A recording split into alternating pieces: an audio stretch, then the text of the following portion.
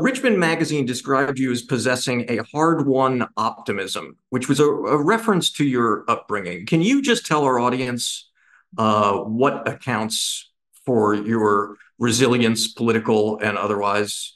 Just give us your bio a little bit.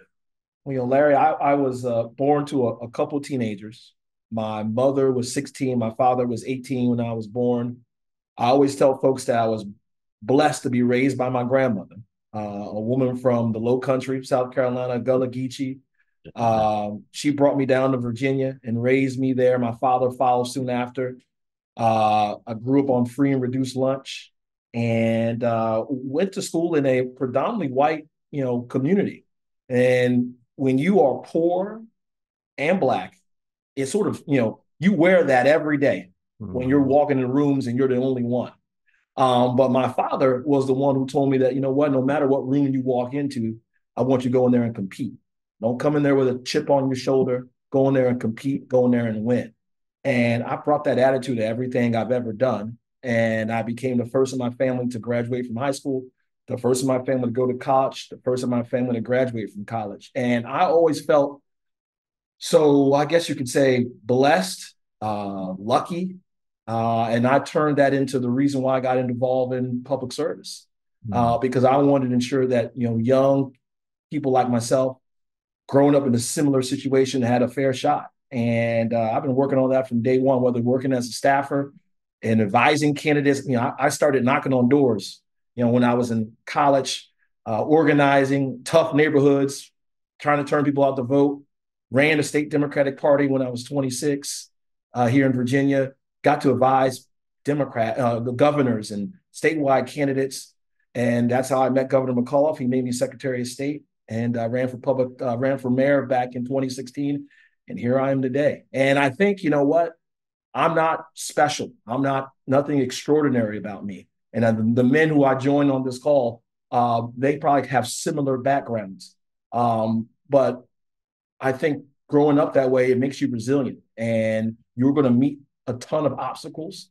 People are going to put impediments in your way, but you have to outsmart all those impediments. Find ways over, above, through, under, and that's what life has been like. But so I think, you know what, challenges only make you stronger, and I'm here today because of those challenges. Walk me through your decision to run for lieutenant governor. You know, uh, about 3 or 4 months ago, I announced I was going to run for governor.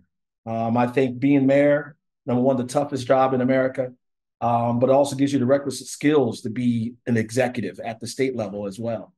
And I was ready. I'm ready to go. I'm in it. We are in it for 3 or 4 months. And if any good candidate has to ask your team, tell me about the path to victory, right? Mhm.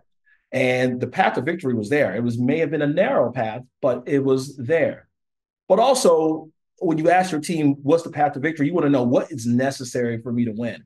And they were honest with me. They said you would have to go negative. You have to show the contrast between you and your opponent, but this could easily become a very negative campaign. And I put 20 years into building the Democratic Party of Virginia. You all heard about my time when I was a young man, 26 years Mhm. old, running the state party. I was unwilling to tear down my opponent to win the governorship, but also tear down my reputation at the same time. So I thought the best path moving forward would be for me to jump into the run for lieutenant governor. And I think we are able to fill probably one of the most competitive tickets in Virginia history, one of the most diverse tickets in Virginia history, Yes. come next November. And that's Congresswoman Abigail Abigail Stanford. Yep. Spanberger, right? Yeah. So when she wins, she'll be the first woman to serve as governor of Virginia, and I think that's a very significant milestone for the Commonwealth. And so I look forward to teaming up with her on the ballot next November.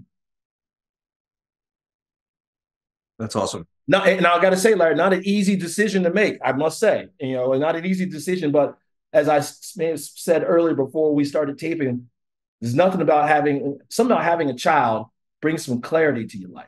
It does. It brings some clarity. And I was like, you know what? Yes, I am young.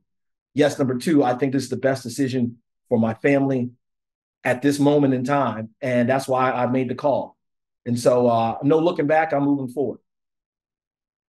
How is Governor Wilder? Oh, Governor Wilder's great.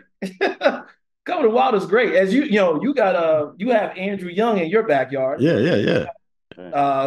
Governor Wilder in my backyard. Yes. He's not only the governor, the first Black governor in American history, but also he is the Former mayor of Richmond.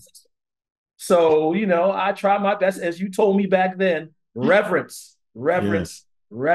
And I've tried my best, and sometimes you're going to get some, he's going to let you know how he feels. And I understand that. But I love sitting down and speaking with him one-on-one about what's going on in the city, what's going on in Virginia. He gives me a lot of advice, and it's my choice to use that advice. Sometimes I take it, and sometimes I don't. But I think he recognizes that we got to be our own men. Yes. So give him a big hug for me, please. We were on Howard University's Board of Trustees for 20 years together. Yeah. Well, give him a double hug, but I mean, don't squeeze him too hard.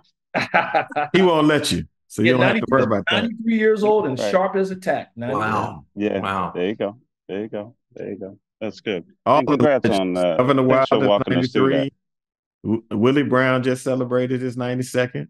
His 90th. Ambassador Young celebrated his 92nd. Giants. Wow.